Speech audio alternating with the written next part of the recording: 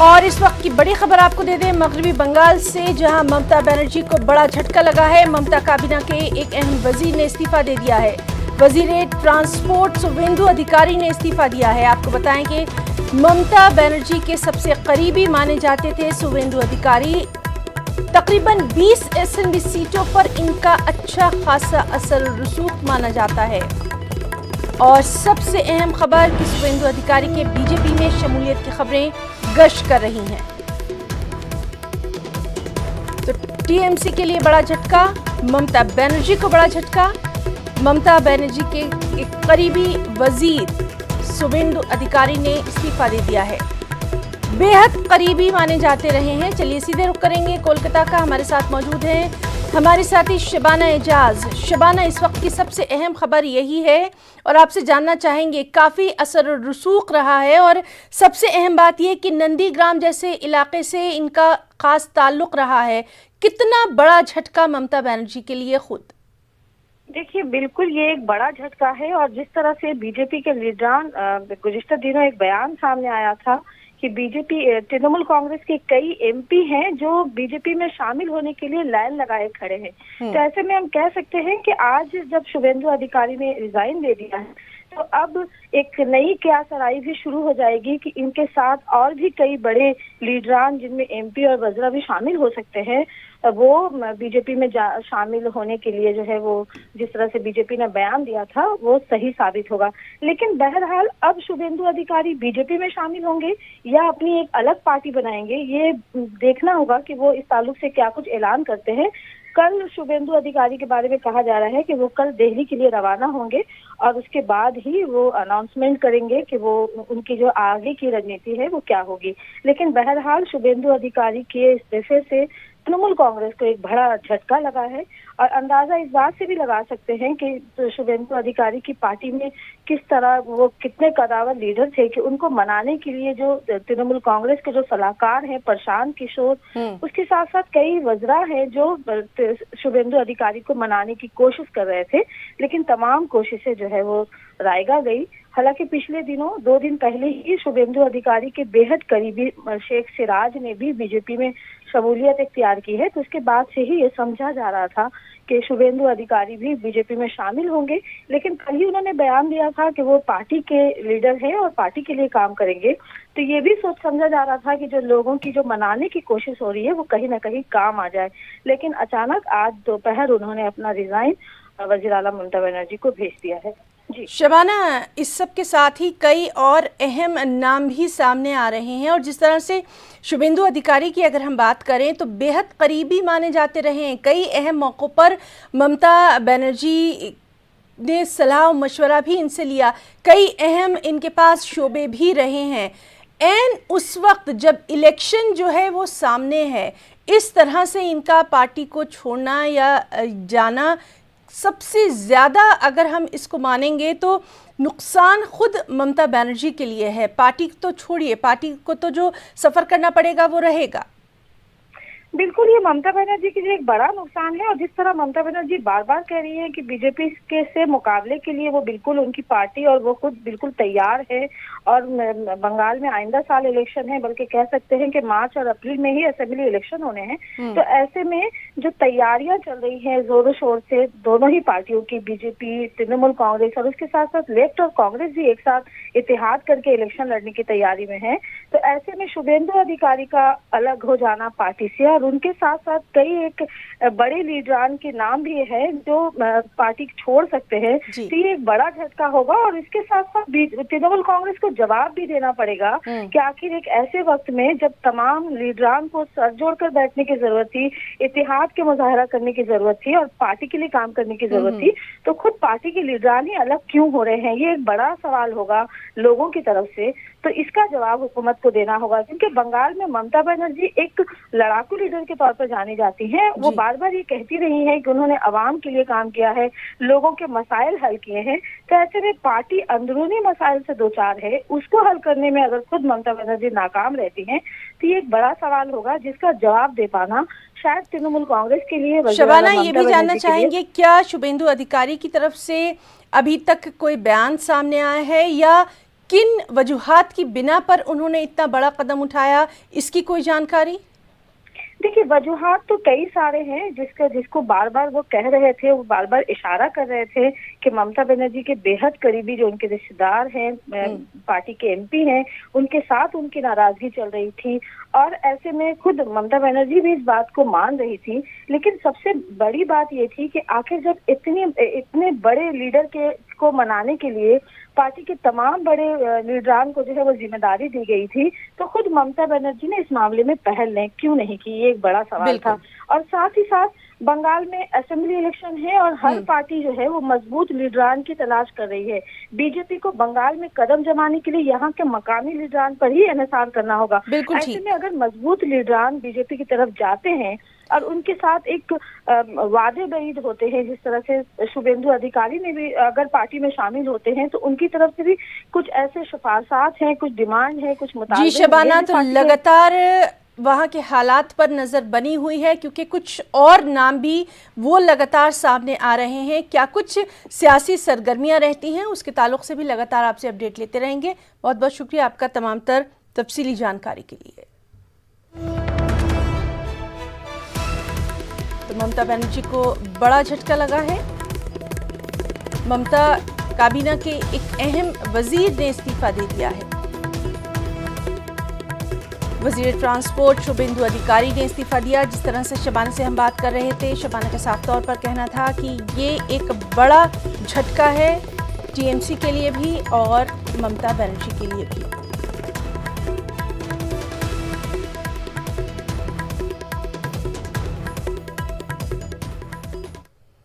और अब बात करेंगे किसानों के एहतजाज की।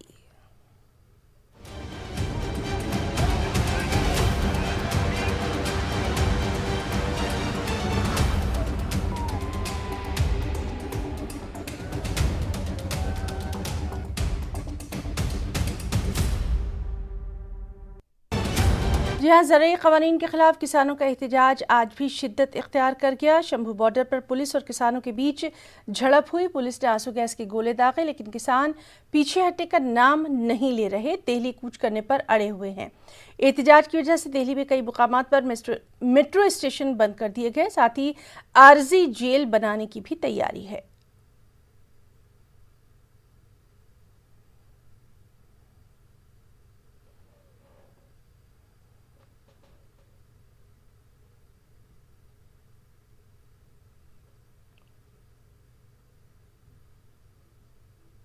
और दिल्ली पुलिस को अरविंद केजरीवाल हुकूमत से झटका लगा है। दिल्ली हुकूमत ने पुलिस की 9 स्टेडियमों को इजाफी जेल की मांग को नकार दिया है। दिल्ली पुलिस ने किसानों के एहतजाज के मद्देनजर इजाफी जेल की मांग की थी। दिल्ली हुकूमत की जानिब से कहा गया कि किसानों की मांग जायज़ है, इसलिए उन्हें जेल में डालना ठीक नहीं है।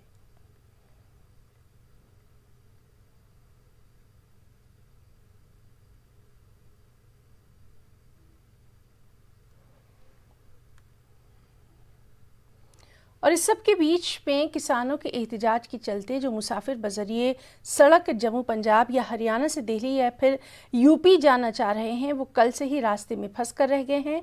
खाने पीने की दुश्वारियां पेश आ रही हैं। इन लोगों ने जल्द से जल्द रास्ता खुलवाने की अपील की है। इनसे बात की हमारे नुमाइंदे ने। लेके आ रहे हैं, बिहार जाना मैंने। अच्छा। रात के फंसे हुए हैं, हमारे साथ छोटे छोटे बच्चे हैं, बहुत परेशान हो रहे हैं हम। कितने लोग हैं बस में? बस में लोग का 50। हम लोग भोगपुर पंजाब से आ रहे हैं। कहाँ जाना है? बिहार जाना है, फारबिसगंज।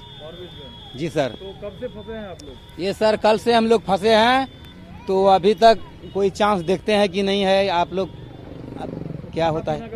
बच्चा लोग जो है उसके खाने पीने का क्या इंतजाम है? खाने पीने का कुछ नहीं इंतजाम है। हम लोग वहाँ ढाबा से कुछ खाए, सारा सामान महंगा है, इसलिए कुछ कोई खाया कोई नहीं खाया, इसलिए 2 दिन से कम भूखे हैं। कल रात से। तो बच्चे के लिए क्या दूध पानी का क्या इंतजाम है? कोई इंतजाम यहाँ नहीं है। तो आप लोगों को क्या पहले पता नहीं था जो ये दिक्कत आ सकती है रास्ते में? नहीं, मुझे पता नहीं था। तो बस में जब बैठे, जो बस का ऑनर है, जो बस चला रहा है, उनसे आप लोगों ने पूछा कि रास्ते में क्या दिक्कत आ सकती है? नहीं, कुछ नहीं पूछा। दिल्ली से, हम जम्मू से आ रहे हैं और जाना हमें दिल्ली है। अच्छा, आपको पता था कि जो फार्मर्स लोग हैं वो प्रोटेस्ट कर रहे हैं? बिल्कुल भी नहीं, कोई अपडेट नहीं थी इस चीज की। आपने खबर बल्कि पढ़ी? कल हमें शाम को 6 बजे पता चला था इस बारे में। तो उन्होंने बोला था कि ये सब चीज प्रोटेस्ट वगैरह होगा तो अभी से मत जाइए, ठीक है। तो बहुत रिस्क बताया था, बट ये नहीं पता था इनके टाइमिंग्स वाइमिंग्स ये हो जाएंगे उस चीज के। तो आप तो बिल्कुल ये सोचकर नहीं चले थे कि आपको जाम में फंसना होगा? हाँ, बिल्कुल नहीं पता जाम था। है। हाँ जी, क्या क्या आपके दिमाग में चल रहा है, क्या सोच रही हो आप? बस ऑब्वियसली बस हमें जल्द से जल्द घर पहुंचाया जाए। हमारा काफिला दिल्ली जाएगा, 11 हो या 11,000। जी, क्या प्रदर्शन आप यहाँ पे कर रहे हैं? यहाँ पे हाईवे पे है ये राष्ट्रीय आह्वान पे प्रोग्राम हो रहा है। 3 जो काले कानून ये लाए हैं और MSP की गारंटी नहीं दे रहे, जब तक ये आंदोलन रहेगा ही हमारा। और आज इसी क्रम में प्रोग्राम है। ਇਹ ਜੋ ਪੰਜਾਬ ਸਰਕਾਰ ਵੱਲੋਂ ਆਪਣੇ ਗਵਰਨਮੈਂਟ ਵੱਲੋਂ ਇੰਡੀਆ ਦੇ ਵੱਲੋਂ 3 ਆਰਡੀਨੈਂਸ ਖੇਤੀ ਦੇ ਖਿਲਾਫ ਜਾਰੀ ਕੀਤੇ ਗਏ ਉਹਨਾਂ ਨੂੰ ਰੱਦ ਕਰਾਉਣ ਲਈ ਅੱਜ ਪੰਜਾਬ ਦਾ ਨੌਜਵਾਨ ਗੱਭਰੂ ਬਜ਼ੁਰਗ ਮਾਤਾ ਹਰਿਆਣੇ ਦੀ ਸਰਕਾਰ ਵੱਲੋਂ ਅੱਗੋਂ ਬੈਰੀਕੇਡ ਲਾਏ ਗਏ ਸੀਗੇ ਦਿੱਲੀ ਨਾ ਜਾਣ ਵਾਸਤੇ ਰੋਕਣ ਲਈ। ਪਰ ਅੱਜ ਇਹਨਾਂ ਦੀ ਨੌਜਵਾਨੀ ਦੇ ਜੋਸ਼ ਅੱਗੇ ਹੈ ਜਿਹੜਾ ਹਰਿਆਣੇ ਦੀ ਸਰਕਾਰ ਦੇ ਬੈਰੀਕੇਡ ਤੋੜ ਕੇ ਅੰਦਰ ਲੰਘ ਗਿਆ। ਇਹ ਤੁਹਾਨੂੰ ਸਾਰੇ ਅਸੀਂ ਦਿੱਲੀ ਵੱਲ ਨੂੰ ਕੂਚ ਕਰਾਂਗੇ। ਦਿੱਲੀ ਦੀ ਹਿੱਕ ਤੇ ਪੰਜਾਬ ਦਾ ਝੰਡਾ ਗੱਡ ਕੇ ਕਿਸਾਨੀ ਦੇ ਤਿੰਨੋਂ ਬਿੱਲ रद्द करा के मुड़ांगे। हम आगे पहले एक बार जा आए दिल्ली, रात हम दिल्ली में थे, हमारा एक ट्राली था इसलिए हम वापस आ गए, नहीं तो हम दिल्ली में अभी भी जाएंगे। ये बैरियल हमारे सामने कुछ भी नहीं है, पता नहीं कितने बैरियल, ये हम कितने बैरियल तोड़ कर आए हैं उधर से। ਅਸੀਂ ਮੋਦੀ ਸਰਕਾਰ ਦੇ ਖਿਲਾਫ ਅਸੀਂ ਘਰੋਂ ਤੱਕ ਕੇ ਆਏ ਆ, ਭਾਵੇਂ ਮਹੀਨਾ 2 ਮਹੀਨਾ ਗਏ ਬੰਦੇ ਉਹ ਲੈ ਗਏ ਆ। ਅਸੀਂ ਚਾਹੇ ਘਰਦਿਆਂ ਨੂੰ ਕਹੇ ਆ ਜੇ ਤਾਂ ਮਰ ਗਏ ਸਾਡਾ ਭੋਗ ਪਵਾ ਦਿਓ, ਜੇ ਬਚ ਗਏ ਤਾਂ ਸਾਡੇ ਖੁਸ਼ੀ ਮਨਾ ਲਿਓ। ਅੱਜ ਤੱਕ ਕੇ ਆਏ ਆ, ਮੋਦੀ ਸਰਕਾਰ ਤੋਂ ਅਸੀਂ ਹੱਕ ਲੈਣੇ ਆ ਆਪਣੇ। ਜੋ ਇਹਨੇ ਕਿਹਾ ਸੀ 4 ਬਿੱਲ ਮਾਫ ਕਰਨੇ ਸੀ, ਬਿਜਲੀ ਬਿੱਲ ਮਾਫ, ਸਾਰਾ ਕੁਝ ਮਾਫ ਹੈ। खेती कर्जे किसानों मजदूर सारे माफ करने से सरकार ने क्यों नहीं किए इन्होंने? और किसानों का एहतजाज जारी है। किसान दिल्ली कूच करने पर बजिद हैं। टिकरी बॉर्डर पर किसान और सिक्योरिटी एहलकारों में झड़प भी देखने को मिली। पुलिस ने आंसू गैस और हल्की ताकत का इस्तेमाल किया।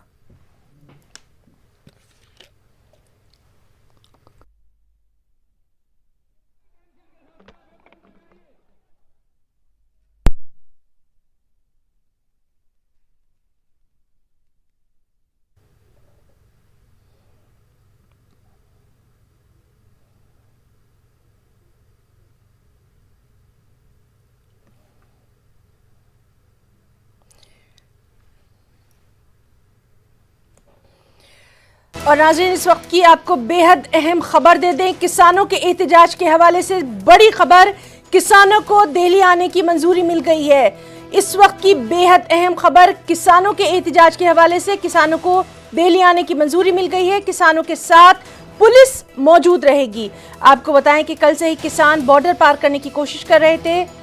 झड़प के वाकयात भी पेश आए थे। किसानों की जानिब से पुलिस पर पथराव भी किया गया था। लगातार टकराव की सूरत हाल बनी हुई थी। और इस वक्त की ये सबसे अहम खबर, लगातार ये अपील की जा रही थी, तमाम लीडरों की जानिब से अपील की जा रही थी कि किसानों से बात की जाए। चलिए और हम बात करेंगे हमारे नुमाइंदे शंकर आनंद से।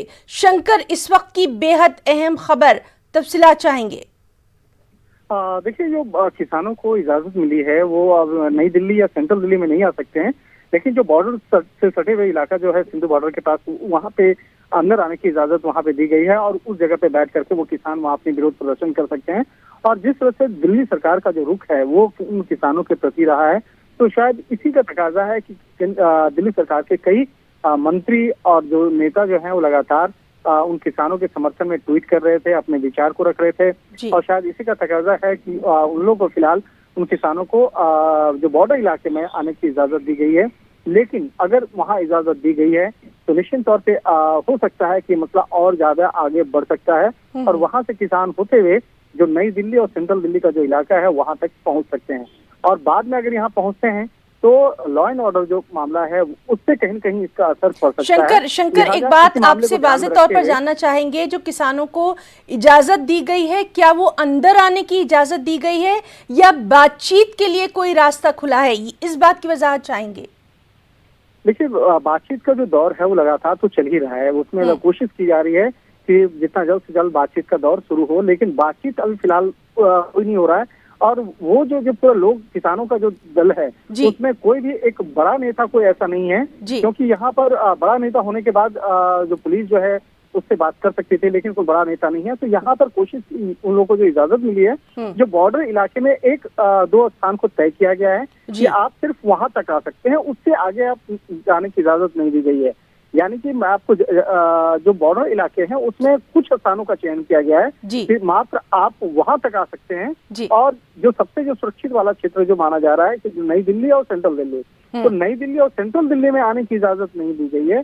और इसकी जो मुख्य वजह बताई गई है, सुरक्षा व्यवस्था का हवाला दिया गया है। और नई दिल्ली के अंदर में कानून व्यवस्था नहीं बिगड़े, इसके लिए इस बात का हवाला देते हुए नई दिल्ली या सेंट्रल दिल्ली में आने की इजाजत नहीं दी गई है।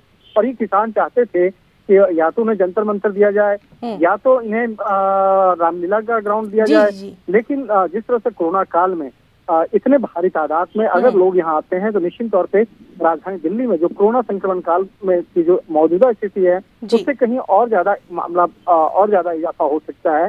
लिहाजा इसी बात को ध्यान में रखते हुए नई दिल्ली या सेंट्रल दिल्ली में उन लोगों को आने की इजाजत नहीं दी गई है, लेकिन कुछ स्थानों का चयन किया गया है जो बॉर्डर से सटे हुए जो इलाके हैं, जो दिल्ली और हरियाणा बॉर्डर से सटे हुए जो दिल्ली का इलाका है, उससे थोड़ा सा आगे आने की इजाजत दे दी गई है। जी शंकर, तो लगातार इस अहम खबर पर हमारी नजर बनी रहेगी और आपने जो तमाम तर वजाहत की है कि कहां तक उनको जाने की इजाजत दी गई है, उसके लिए आपका बहुत बहुत शुक्रिया अदा करना चाहेंगे। तो नाज़रीन, ये थे हमारे साथी शंकर आनंद, जो कि साफ तौर पर बता रहे थे कि नई दिल्ली या सेंट्रल दिल्ली में आने की इजाज़त नहीं दी गई है। कोरोना को देखते हुए खासी एहतियात भी की जा रही है। बॉर्डर से सटे हुए कुछ इलाकों में ज़रूर अंदर आने की इजाज़त दी गई है। लगातार इस अहम खबर पर हमारी नज़र बनी हुई है।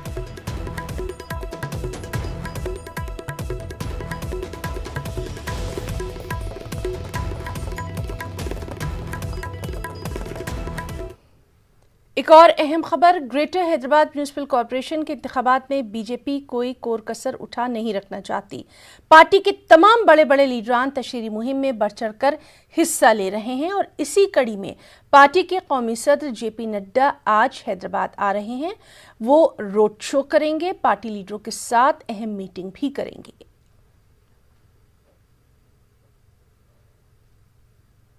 और हमारे साथ मौजूद हैं हैदराबाद से हमारे साथी संजय तिवारी। संजय, काफ़ी अहम माना जा रहा है ये जो जीएचएमसी के इंतखाबात हो रहे हैं, और इस बार की अगर हम ख़ास तौर से बात करें तो हम देख रहे हैं कि जो बीजेपी है वो कोई कोर कसर बाकी नहीं रखना चाहती और लगातार हम देख रहे हैं तमाम जो बड़े बड़े लीडर हैं उनका हैदराबाद का दौरा जो है वो देखा जा रहा है। जेपी नड्डा के जो दौरे के ताल्लुक से भी आपसे तफसीलात चाहेंगे, क्या कुछ खास तैयारियां?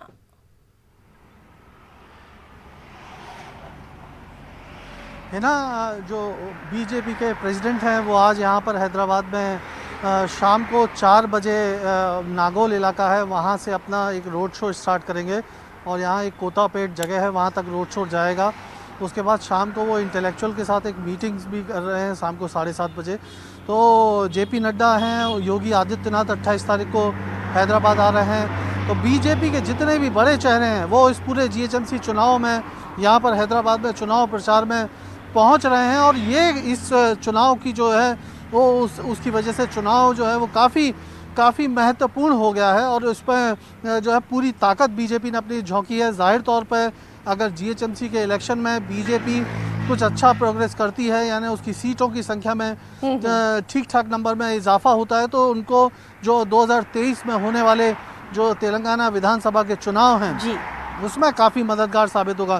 तो एक तरह से ये एक रास्ता है जहां से तेलंगाना का जो सपना है बीजेपी का वो पूरा होने की संभावना है। तो बीजेपी का मेन फोकस इसी वजह से। जी संजय, और आपसे ये भी जानना चाहेंगे, जिस तरह से लगातार हम देख रहे हैं कि रोड शो के जरिए तमाम ही लीडर आम लोगों तक पहुंचने की कोशिश कर रहे हैं, इस सिलसिले में उन्हें कई बार तल्ख तजुर्बों का भी सामना करना पड़ा। अगर ख़ास तौर से बीजेपी की बात करें तो दुबाक के जो इंतखाब हुआ था उसके बाद से कहीं ना कहीं बीजेपी के हौसले काफ़ी बुलंद नज़र आ रहे हैं और इसका जिक्र भी बार बार लीडरान कर रहे हैं।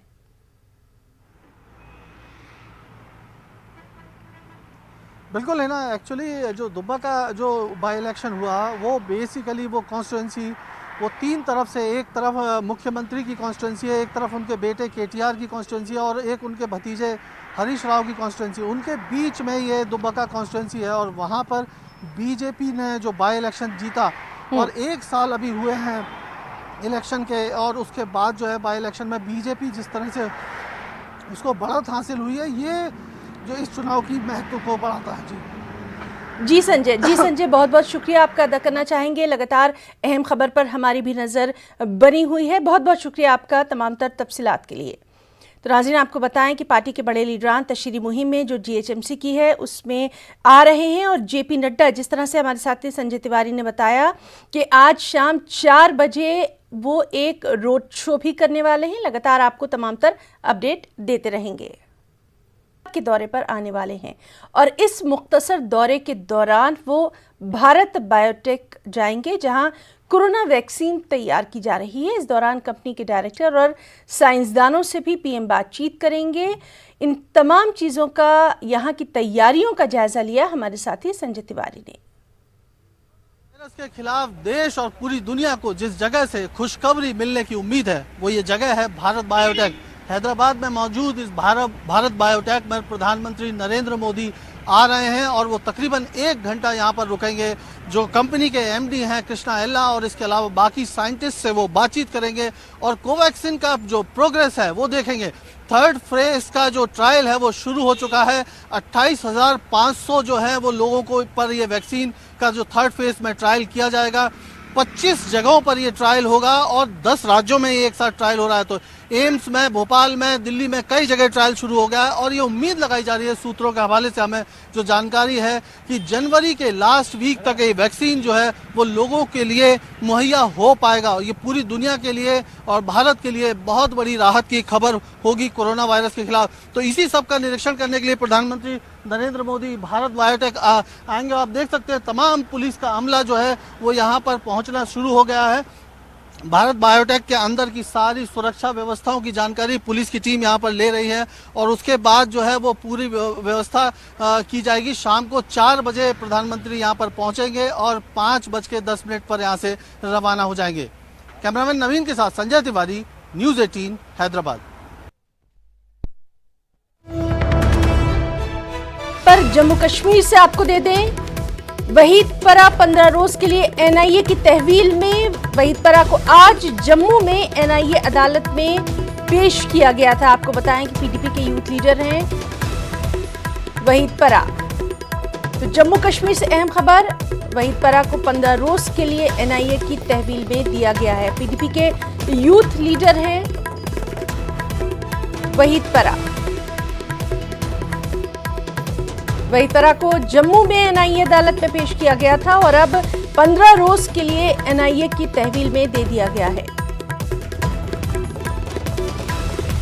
तो बेहद अहम खबर जम्मू कश्मीर से, वहीदपरा 15 रोज के लिए NIA की तहवील में दे दिए गए हैं। वहीदपरा को जम्मू में NIA कोर्ट पे पेश किया गया था। PDP के यूथ लीडर हैं वहीदपरा। तस्वीरें आप तक हम बराह रास्त तस्वीरें आप देख रहे हैं।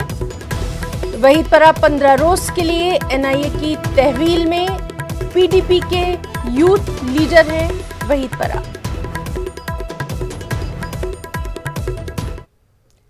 तमिलनाडु के धर्मपुरी कृष्णागिरी इलाके के एक गांव में पानी के तहफ़्फ़ुज़ के लिए एक NGO ने किसानों, ख़वातीन और सेल्फ हेल्प ग्रुप के साथ मिलकर एक नया प्रोजेक्ट शुरू किया है। इसमें बच्चों को तब्दीली के एजेंट के रूप में शामिल किया गया है।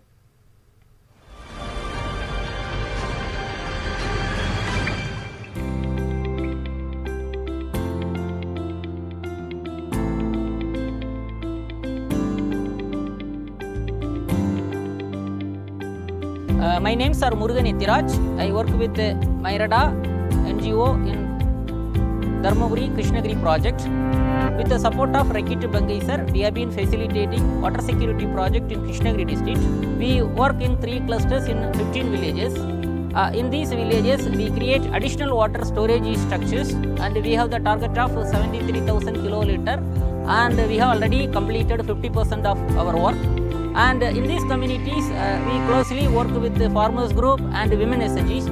But one of the unique things in this project is about children growth. There are 12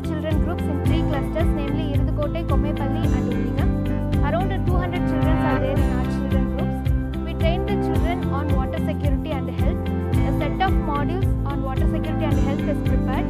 The topics covered in the module are understanding hydrological cycle, understanding the groundwater, aquifer, water sufficiency, efficiency, and groundwater management. The topics covered in health are personal hygiene, menstrual hygiene, COVID-19 and its protection. We use these modules to train the children in the children groups. Our facilitators use user-friendly method, the child-friendly methodologies to train the children. Here is filtered, goes to directly well or drum. This is a fresh water. We have to use all purpose, which means animals washings, car washings, and we have to use also garden also.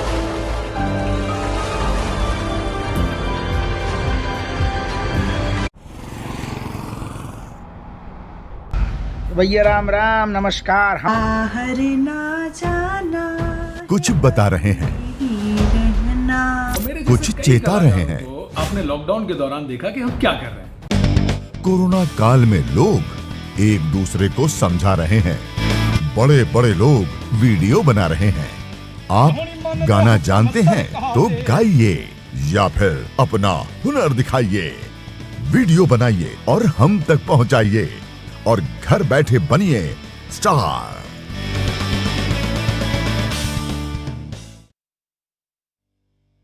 News 18 India आपका पसंदीदा national news channel उपलब्ध है dish TV के channel number 663 और D2H के channel number 306 पर। Corona की हर खबर देखते रहिए न्यूज 18 इंडिया पर।